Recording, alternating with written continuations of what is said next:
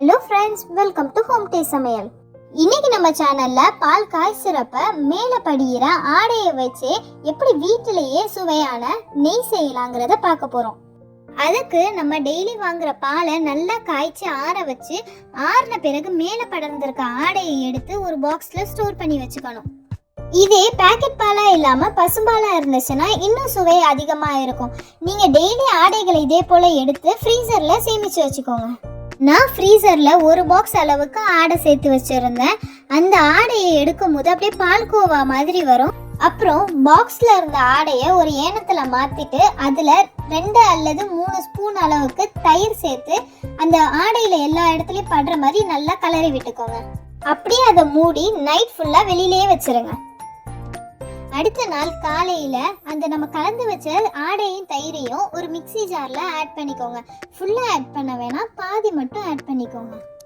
முழுசாக ஆடையை மிக்சியில் போட்டு அரைக்காமல் கொஞ்சம் கொஞ்சமாக அரைக்க போகிறோம். அதுக்கு பாதி ஆடையை மட்டும் மிக்சியில் சேர்த்துக்கோங்க. இப்போ நம்ம அதில் நல்லா ஃப்ரீசரில் வச்ச சில்லுன்னு ஐஸ் தண்ணி ஊற்ற போகிறோம். அந்த ஐஸ் தண்ணி நல்லா ஆடை மிதக்கிற அளவுக்கு நிறைய தண்ணி ஊற்றிக்கோங்க. மிக்சியிலேயே பாருங்க, மிக்சிக்கு வெளியிலேயே எப்படி நம்ம ஐஸ் வாட்டர் ஊத்துற சில்னஸ் தெரியுதுன்னு. இப்போ இதை ஒரு கிரைண்ட் பண்ணிக்கலாம். அரைச்ச பிறகு மிச்சம் இருக்கிற ஆடையும் அதே மிக்சியில அதுலயே ஆட் பண்ணிக்கலாம். இதை நம்ம அரைக்கிறப்ப மோர் தனியாவும் அதோட வெண்ணெய் தனியாவும் நமக்கு பிரிஞ்சு வரும். அரைச்சோட பாருங்க எவ்வளவு அழகா வெண்ணெய் மேல திரண்டு வந்து நிக்குதுன்னு. இந்த வெண்ணெயை நம்ம கலெக்ட் பண்ணி ஒரு பாத்திரத்துல வச்சுக்கலாம். இதே போல மிச்சம் இருக்கிற ஆடையும் கொஞ்சம் கொஞ்சமா ஆட் பண்ணி தண்ணி ஊற்றி அரைச்சி வெண்ணெயை மட்டும் தனியா கலெக்ட் பண்ணி வச்சுக்கோங்க. இந்த வீடியோ உங்களுக்கு பிடிச்சிருந்தா லைக் பண்ணுங்க. இந்த வீடியோவை உங்க ஃப்ரெண்ட்ஸ் கூட ஷேர் பண்ணி சப்ஸ்கிரைபும் பண்ணி வச்சுக்கோங்க. மறக்காம அந்த பெல் பட்டனையும் அமுத்திடுங்க. பாருங்க, வீட்டிலேயே ஈஸியா நெய் செய்ய வெண்ணெய் கிடைச்சிருச்சு. இந்த வெண்ணெயை நீங்க நார்மலா பிரெட்ல கூட பசங்களுக்கு தடவி கொடுக்கலாம். ஆனா இந்த வெண்ணெயை வச்சு நம்ம இப்ப நெய் செய்ய போறோம்.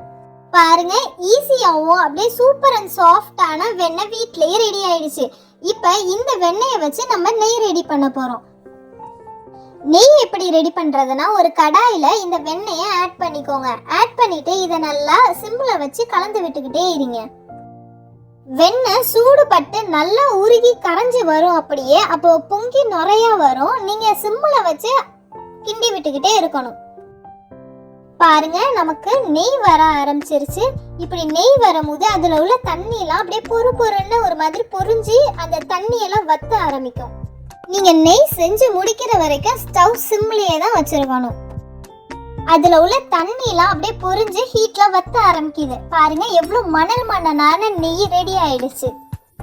என்னடா மஞ்சளா இருக்க வேண்டிய நெய் இப்படி ப்ரௌனிஷ் ஆயிடுச்சுன்னு நினைக்காதீங்க. இது வத்தும் போது இப்படிதான் இருக்கும். அடுத்த நாள் மஞ்சளா ஆயிடும்.